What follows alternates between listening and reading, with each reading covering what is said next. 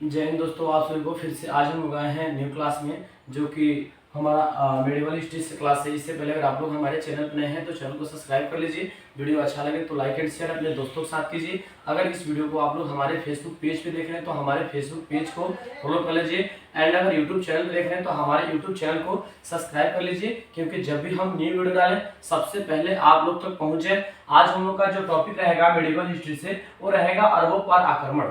आज हम लोग का जो पॉइंट है और जो टॉपिक हम लोग लेके आए हैं मेडिवल हिस्ट्री से, वो हम लोग का पॉइंट है अरबों पर आक्रमण। और इसी के बारे में आज हम लोग जानेंगे एक एक पॉइंट कि इसमें बेसिक पॉइंट हम लोग का क्या बन रहा है और एग्जाम के दृष्टिकोण से इसमें क्या क्वेश्चन बन सकते हैं, इसको देखने का प्रयास करते हैं। चलिए सबसे पहले पॉइंट देखिए, हम बताए थे कि हमारा जो आज का पॉइंट है अरबों पर आक्रमण है। ठीक है, अरबों पर आक्रमण के बारे में हम लोग जानेंगे। सबसे पहला पॉइंट बन रहा है इसमें, अरबों के द्वारा सिंध विजय की जानकारी हमें चचनामा से मिलती है। अगर बात की जाए कि अरबों द्वारा जो सिंध विजय की जानकारी की बात की जाए तो सिंध विजय की जानकारी हमको कहां से मिलती है? चचनामा से मिलती है। कहां से मिलती है दोस्तों? चचनामा के अंतर्गत हमको अरबों द्वारा जो सिंध विजय की प्राप्ति थी उसकी जानकारी मिलती है। इसमें दूसरा पॉइंट पर है कि भारत पर पहला अरबी आक्रमण 711 ईस्वी में उबैदुल्लाह के नेतृत्व में हुआ था। सबसे पहले से क्वेश्चन आपके एग्जाम में बन सकते हैं कि सबसे पहला अरबी आक्रमण भारत पे कब हुआ था। ऐसे क्वेश्चन आपके एग्जाम में आ सकते हैं कि सबसे पहले अरबी आक्रमण भारत पे कब किया गया, तो 711 में किया गया था। कब दोस्तों? 711 ईस्वी में किया गया था। अगर पूछा जाए किसके नेतृत्व में किया गया था, तो किसके नेतृत्व में किया गया था? उबैदुल्लाह के नेतृत्व में ये पहली बार भारतीय अरबी आक्रमण किया गया था। क्लियर? यहां तक कोई दिक्कत नहीं। अगले पॉइंट में देखिए, चलते हैं। करें इसके बाद 711 ईस्वी में ही दूसरा अरबी आक्रमण बुदौला के नेतृत्व में हुआ था। देखिए पहला आक्रमण भारत में तो हुआ था, किसके नेतृत्व में? उबैदुल्लाह के नेतृत्व में पहला आक्रमण हुआ था जो 711 में हुआ था। ठीक है, लेकिन इसके जस्ट बाद दूसरा भी आक्रमण हुआ भारत पे। जो अरबी आक्रमण था वो किसके द्वारा कराया गया था? बुदौला के द्वारा वो आक्रमण भारत पे कराया गया था। वो भी 711 ईस्वी में ही कराया गया था। ध्यान से देखिएगा इस क्वेश्चन को। करें कि जो दूसरा हमारा आक्रमण हुआ था, दूसरी आक्रमण की बात करें तो वो भी 711 में, पहली आक्रमण भी 711 में। अब किस पे कराया गया था? भारत पे। लेकिन कराने वाले अलग अलग व्यक्ति का नाम यहाँ प्रेजेंट है। पहला व्यक्ति दूसरा थे और दूसरा व्यक्ति बुदौला थे। क्लियर? इन्हीं के द्वारा दूसरा आक्रमण जो अरबी आक्रमण था भारत पे कराया गया था। अब इसमें अगला जो पॉइंट है, करा ये दोनों आक्रमण असफल रहे थे। अब देखिए जो 711 ईस्वी में भारत पे अरबी आक्रमण कराया गया था, दो व्यक्तियों के द्वारा दो आक्रमण कराया गया था, वो क्या हुआ था? असफल रहे थे। यानी आक्रमण जो कराया गया था वो सफल नहीं हो पाया था भारत पे। क्लियर? अब यहाँ देखिए, यहाँ अगला पॉइंट जो है, करें कि 712 में, थोड़ा सा यहाँ धीमी दिख रहा होगा आप लोगों को, इसके लिए कंप्रोमाइज कीजिएगा। करें कि 712 ईस्वी में मोहम्मद बिन कासिम के नेतृत्व में पहला सफल आक्रमण हुआ। अब देखिए एक दूसरे व्यक्ति आए हैं, 711 में डबल आक्रमण हुआ भारत पे, कोई प्रभाव नहीं पड़ा। आप लोग देखें ऊपर अभी जस्ट हम लोग जाने हैं कि भारत पे दो अरबी आक्रमण किया गया, जिससे कोई फर्क बोलेंगे नहीं पड़ा भारत में। वो जो आक्रमण था दोनों असफल रहा। अब देखिए असफल के बाद एक 712 ईस्वी में मोहम्मद बिन कासिम जी आए हैं और उनके द्वारा जब भारत में अरबी आक्रमण किया गया तो क्या हुआ बाबू? सफल हो गया। क्या हुआ? सफल हुआ। यहां देखिए वो कब सफल हुआ था? 712 ईस्वी में बताया गया कि वो जो आक्रमण किया गया किसके द्वारा? मोहम्मद बिन कासिम के द्वारा। वो आक्रमण हमारा सफल हो गया था जो भारत पे किया गया था अरबी आक्रमण। अब यहां देखिए इसमें दो पॉइंट इन्हीं के अंतर्गत बनते हैं। उसमें कौन कौन भाग लेने वाले थे? उनके दामाद थे जो अल हजाज थे। कौन थे? उनके दामाद थे। किनके? मोहम्मद बिन कासिम के दामाद जो थे उनका नाम था अल हजाज था और उसके साथ सेनापति थे। जो सफल आक्रमण हुआ था उनमें कौन कौन भाग लिए थे, इसी चीज को बता रहा है कि उसमें सफल आक्रमण में कौन कौन भाग लिया था। तो मोहम्मद बिन कासिम के अलावा यहाँ बताया गया है कि उनका दामाद अल हजाज और सेनापति प्रेजेंट इस आक्रमण में थे, जो अरबी आक्रमण 712 ईस्वी में किया गया था भारत पे। क्लियर? अब देखिए अगला पॉइंट है, मोहम्मद बिन कासिम भारत पर सफल आक्रमण करने वाला पहला मुसलमान। यहाँ भी हुआ था, क्योंकि दो मुसलमान ने आक्रमण किया था, बट वो आक्रमण किया हुआ रद्द हो गया था, असफल रहा, यानी कामयाब नहीं हुआ। लेकिन पहले मुसलमान बने जिनका नाम था मोहम्मद बिन कासिम, वो भारत में पहली अरबी आक्रमण किए और क्या पाए, सफलता पाए। इसीलिए इनका नाम पहले दिया गया कि मोहम्मद बिन कासिम भारत पर सफल आक्रमण करने वाले पहले मुसलमान और पहले इंसान यहाँ मुस्लिम में बने हैं, जिनका नाम है मोहम्मद बिन कासिम। आपके एग्जाम के दृष्टिकोण से ऐसे क्वेश्चन आ सकते हैं कि पहले भारत में पहले सफल आक्रमण करने वाला पहला मुसलमान व्यक्ति कौन था, तो मोहम्मद बिन कासिम थे। एग्जाम में ऐसे क्वेश्चन आपके आ सकते हैं। अब अगला पॉइंट देखिए, कह रहा है कि इसने सिंध के रास्ते भारत में प्रवेश किया था। अगर बात की जाए तो सबसे पहले आक्रमण करने के लिए ये किस रास्ते से भारत में एंट्री किए थे, इसी के बारे में बताया। तो इसने क्या किए थे, इन्होंने आक्रमण से पहले इन्हें सिंध के रास्ते भारत में प्रवेश किए थे और सिंध के शासक राजा दाहिर ब्राह्मण वंश पर आक्रमण किया था। सबसे पहले देखिए, सबसे पहले जब सिंध के रास्ते जब भारत में एंट्री किए थे तो सबसे पहले आते थे, पूरे भारत में तो आक्रमण नहीं किए थे ना, ऐसा तो नहीं है। लेकिन सबसे पहले आए तो एक सिंध के शासक है राजा दाहिर, जो ब्राह्मण वंश से आते हैं। सबसे पहले उन्हीं पे ये आक्रमण किए थे, जिनका नाम था मोहम्मद बिन कासिम। किस रास्ते से आए जब पूछा जाए तो सिंध के रास्ते भारत में एंट्री किए थे। किसके रास्ते से, सिंध के रास्ते से भारत में एंट्री किए। बट सबसे पहले आते आते क्या किए, जो सिंध के शासक राजा दाहिर है, जो ब्राह्मण वंश से आते हैं, उन्हीं पे पहला आक्रमण किया गया था मोहम्मद बिन कासिम के द्वारा। क्लियर दोस्तों, आगे चला जाए। आगे देखिए, अब कह रहे कि भारत में कासिम के अभियान, जो कासिम है मोहम्मद बिन कासिम, इनका भारत में कब कब अभियान चला और क्या अभियान था, इसको जान लेते हैं। क्योंकि यहाँ हम लोग बेसिक पॉइंट जो था अरबों का आक्रमण, यहाँ हम लोग कुछ पॉइंट देख लिए। अब जो भारत में जब एंट्री किए हैं तो भारत में कासिम का अभियान कौन कौन सा चला था, इसको हम लोग देखने का प्रयास करते हैं। देखिए, सबसे पहला कह रहा है कि 712 में तो इन्होंने आक्रमण किया था, जो सफलता उसमें पाई थी मोहम्मद बिन कासिम ने। अब 712 में देवल पर आक्रमण किए थे। किस पे आक्रमण किए थे, 712 में ही देखिए आते आते क्या कर रहे हैं, देवल पे आक्रमण भी कर देते हैं इन्होंने। किसने, मोहम्मद बिन कासिम ने 712 में देवल पर आक्रमण किए। दूसरा पॉइंट, निरूपण अभियान चलाए थे। क्या चलाए थे दोस्तों, निरूपण एक अभियान चलाए थे। तीसरा पॉइंट बन रहा है कि सेहबान पर आक्रमण किया था। देखते रहिए कितने आक्रमण 712 के अंतर्गत ही हुआ था मोहम्मद बिन कासिम के द्वारा। सबसे पहला हम लोग देखें कि देवल पर आक्रमण, दूसरा निरूपण अभियान चलाए थे, और तीसरी जो बताया है सेहबान पर आक्रमण किए थे। क्या किए थे, सेहबान पर भी आक्रमण किए थे। चौथा आक्रमण का देखिए, राबूर पर आक्रमण किए थे। राबूर पर जो आक्रमण हुआ था वो कब हुआ था, जान लीजिए।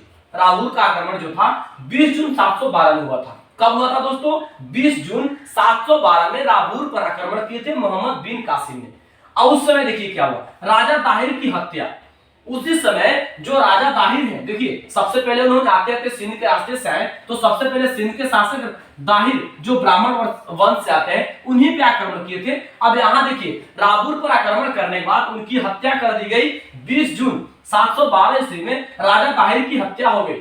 किनके द्वारा हत्या कराई गई थी, मोहम्मद बिन कासिम के द्वारा इनकी हत्या, क्योंकि आक्रमण के दौरान उनकी हत्या हुई थी। क्लियर दोस्तों। अब देखिए, अब करा है ब्राह्मणवाद पर आक्रमण, राजा दाहिर के पुत्र जय सिंह। अब यहाँ देखिए, जब राजा दाहिर की हत्या कर दी गई है तो यहाँ बताया कि फिर से वो ब्राह्मणवाद पे आक्रमण करने का प्रयास किए हैं मोहम्मद बिन कासिम ने। तो यहाँ राजा दाहिर के एक पुत्र है जिनका नाम है जय सिंह। राजा दाहिर के पुत्र का नाम क्या है, याद रखिएगा आप लोग। ऐसे क्वेश्चन बन सकते हैं आपके एग्जाम में, कि ऐसे भी एग्जाम क्वेश्चन बन सकते हैं कि 20 जून 712 को किसकी हत्या की गई थी, मोहम्मद बिन कासिम के द्वारा। तो किनकी हत्या की गई थी, राजा दाहिर की हत्या की गई थी। राजा दाहिर के पुत्र का क्या नाम था दोस्तों, तो जय सिंह था। क्या नाम था, राजा दाहिर के पुत्र का जो नाम था, प्रेजेंट बोल सकते हैं दाहिर, जय सिंह था, यहाँ बताया गया। अब अगला पॉइंट देखिए, आरोर या आलोर पर आक्रमण। देखिए कितने आक्रमण हुए, आक्रमण पे आक्रमण यहाँ किया जा रहा है, किनके द्वारा, मोहम्मद बिन कासिम के द्वारा। अब अगला जो आक्रमण का किया हुआ था, कह रहा है कि आरोर और आलोर पर आक्रमण इन्होंने किया था। आरोर बोल सकते हैं, आलोर बोल सकते हैं, दोनों बोल सकते हैं, नो डाउट्स। अब यहाँ देखिए अगला पॉइंट है मुल्तान अभियान। इन्होंने एक मुल्तान अभियान भी चलाया था। कौन, मोहम्मद बिन कासिम के बारे में हम जान रहे हैं, ये याद रखिएगा आप लोग। अब मुल्तान अभियान चलाए थे, जिसमें उनका मेन पॉइंट अभियान चलाने का क्या था। जैसे अभियान चला तो अभियान चलाने का मकसद क्या था इनका, मोहम्मद बिन कासिम का, ये मकसद इनका था मुल्तानों को स्वर्ण नगरी देना, यही इनका लक्ष्य था। किनका, मोहम्मद बिन कासिम का। अब देखिए, अब कह रहा है कि भारत में जजिया कर लगाने वाला पहला मुस्लिम शासक, ये भी है मोहम्मद बिन कासिम जी भारत में पहला जजिया कर लगाने वाला पहला मुस्लिम शासक है। जजिया कर कहने का मतलब इसका क्या होता है ये भी जानेंगे हम लोग कि जजिया कर का मतलब क्या होता है। देखिए जजिया कर का मतलब होता है यह कर गैर मुसलमानों पर लगाया जाता था। यह कर्ज जो था जजिया कर किसे हम लोग कहते हैं, अगर पॉइंट बन जाए कि जजिया कर क्या होता है तो जजिया कर यह होता है कि गैर मुसलमानों पर इस चीज को लगाया जाता था। किस पे लगाया जाता, जो गैर मुसलमान है उन पे एक कर को लगाया जाता जिसका नाम है जजिया कर, जो किसके द्वारा चलाया गया था, मोहम्मद बिन कासिम के द्वारा इस बात को बताया गया था और चलाया गया था। अगला देखिए अब कह रहा है कि इसका एक पॉइंट और बनते हैं, कह रहा है कि कुल आय का 1/2 या 1/3, ध्यान रखिएगा कुल आय आपके पास जितनी संपत्ति है जो गैर मुसलमान लोग प्रेजेंट थे उनके द्वारा जितना संपत्ति उनके पास प्रेजेंट है उसमें से 1/2 या 1/3 भाग क्या करना पड़ता है, गैर मुसलमानों के द्वारा सुल्तान को देना पड़ता है। इनका देखिए इनका पॉइंट इसमें था, जजिया कर लगाने का मेन मकसद क्या था कि अगर आप गैर मुसलमान हैं तो आपके पास जो संपत्ति है उसमें से 1/2 या 1/3 भाग किसको देना होगा, यहां बता दिया है कि मुसलमानों को सुल्तान को देना पड़ता था। जितने गैर मुसलमान हैं वो सुल्तान जो थे मोहम्मद बिन कासिम उनको देना पड़ता था। इसी का नाम था जजिया कर। जजिया कर का मेन पॉइंट ये था कि गैर मुसलमानों पर शासक लगाना एंड बताइए कुल आय का 1/2 और 1/3 भाग शासक को देना। किसको देना, शासक या सुल्तान को देना। क्लियर दोस्तों। अब देखिए अब यहाँ कह रहा है ये जो जजिया कर था किसके इस पे लागू नहीं किया जा सकता था, इसको जानिए। कह रहा है कि बुढ़ा बच्चा ब्राह्मण विकलांग और औरतों को इस कर से मुक्त रखा गया था। इसमें 3-4 ऐसे पॉइंट बन रहा है, बच्चा है, बुढ़ा है, विकलांग है, औरत है, इन सब पे एक जजिया कर नहीं लगाया गया था। आप देख रहे हैं अगर क्वेश्चन आपके पॉइंट यहाँ एग्जाम के दृष्टिकोण से बन जाए कि जजिया कर किस पे नहीं लगाया जा सकता था, तो देखिए आप बोल सकते हैं बच्चा है, बुढ़ा है एंड विकलांग है और औरत है, इस पे जजिया कर नहीं लगाया गया था। किसका आदेश था, मोहम्मद बिन कासिम का ये आदेश था कि आप इस पे जजिया कर नहीं लगा सकते हैं। क्लियर। अब यहाँ देखिए अगला पॉइंट है ब्राह्मण पर सबसे पहले जजिया कर फिरोज शाह तुगलक ने लगाया था। यहाँ एक पॉइंट हमारा और बन रहा है, कह रहा है कि सबसे पहले ब्राह्मणों पर जजिया कर किसने लगाया था। ऐसे एग्जाम में क्वेश्चन आ सकता है ना, सबसे पहले जजिया कर ब्राह्मणों पर किसने लगवाया था, तो उनका नाम क्या है देखिए भाई, फिरोज शाह तुगलक ने। किसने, फिरोज शाह तुगलक ने सबसे पहले ब्राह्मणों पर जजिया कर लगाया था। क्लियर।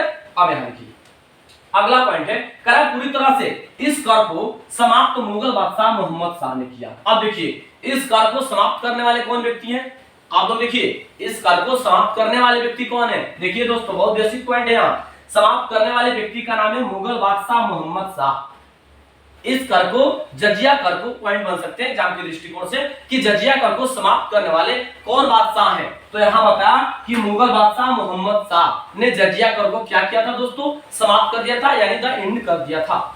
अगला पॉइंट देखिए क्या बन रहा है हम लोग का। अगला जो पॉइंट है करेगी मध्यकाल में भारत में सबसे पहले स्वर्ण सिक्के जारी करने वाला मुस्लिम शासक मोहम्मद बिन कासिम था, जिसको गोल्ड कॉइंस जिसको दिहरम भी बोलते हैं। क्या बोलते हैं, दिहरम भी बोलते हैं। सबसे पहले अगर बात की जाए तो मध्यकाल के अंतर्गत भारत में सबसे पहले स्वर्ण सिक्के चलाने वाले कौन थे, मुस्लिम शासक, तो उनका नाम था मोहम्मद बिन कासिम। सबसे पहले भारत में मध्यकाल के अंतर्गत स्वर्ण सिक्के चलाए थे, जिसको हम दिहरम के भी नाम से, क्या चीज के नाम से यहाँ बताया गया, दिहरम के नाम से बोल सकते हैं। क्लियर दोस्तों, जिसको गोल्ड कॉइंस बोलते हैं इंग्लिश में। अब आगे देखिए आगे बताया कि भारत में सबसे पहले खजूर की खेती और अरबी घोड़े अरेबियन ने हिलाए। अरेबियन ने क्या क्या चीज लाया भारत में, सुनिए, सबसे पहले खजूर की खेती, दूसरा बताया कि अरबी घोड़े और अरेबियन ने लाया था इस चीज को।